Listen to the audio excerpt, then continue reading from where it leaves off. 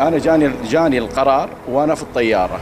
تبغى تاخذ قرار، خذ قرار من قبل، انت اخذته قبلها بيوم ب 24 ساعه، خذها. يعني لا تحط نفسك محل الشك، يعني لا تحط نفسك محل. اذا انت شايف القرار صح خذه.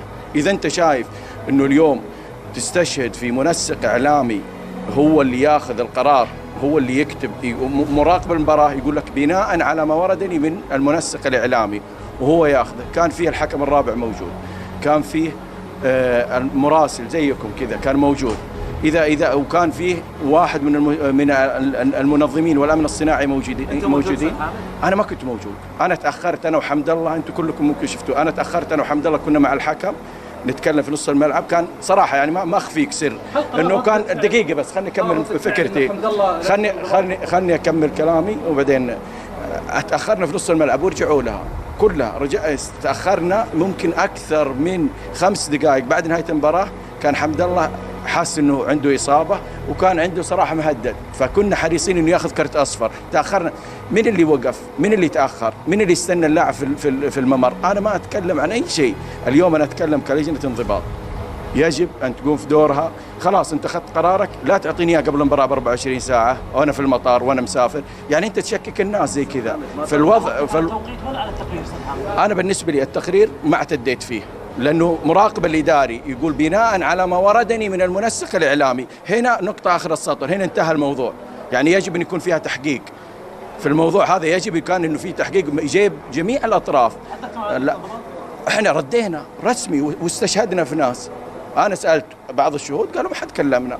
يعني انت اليوم لما تاخذ القرار بعد غير وزيدك من الشعر بيت، لجنه الانضباط امس مرسل لنا كمان ايش؟ يقول لك ادفعوا 31,000 حقه الحضور الجماهيري اللي مباراتنا اللي قبل مباراه النصر اللي كان فيها قضيه في مركز التحكيم، وحل بناء عليها مركز التحكيم. امس مرسل لي خطاب يطالبني بدفع المبلغ، انا دافع 100,000، دافع 90,000 عشان رسوم التقاضي في مركز التحكيم.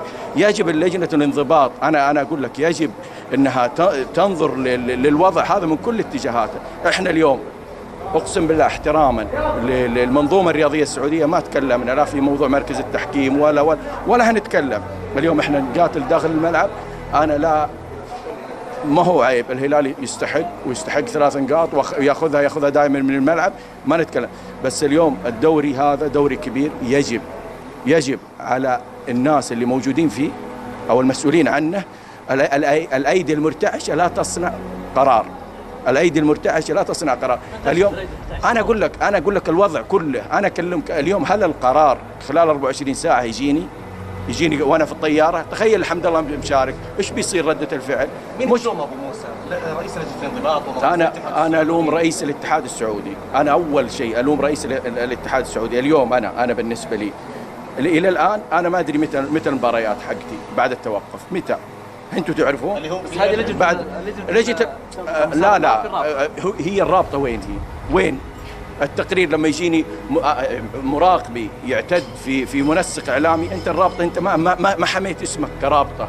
دوري كبير، دوري مصروف عليه، يجب انك تعرف انه الدوري هذا قيمته كبيره، وتعرف انك انت مسؤول عن اي تفاصيل.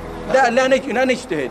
اليوم وفرت لك الدوله كل شيء، والله وفرت لهم كل شيء، كل حاجه موجوده.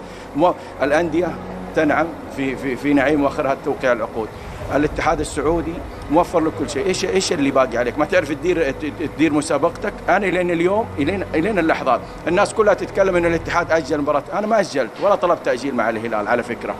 انا النادي الوحيد اللي ما طلب رايه في لعيبه المنتخب عشان الناس تعرف. انا بالنسبه لم يعرض عليكم سابقا يعني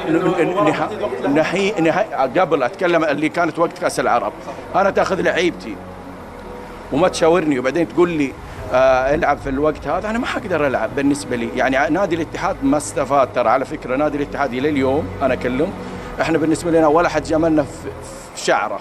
اللي يقول جامل نادي الاتحاد في شعره يقول. بالنسبه لنا احنا النادي الوحيد اللي على مدى الاتحاد السعودي ما وقف معنا في الرخصه الاسيويه ولا سوى لنا معنا شيء فيها.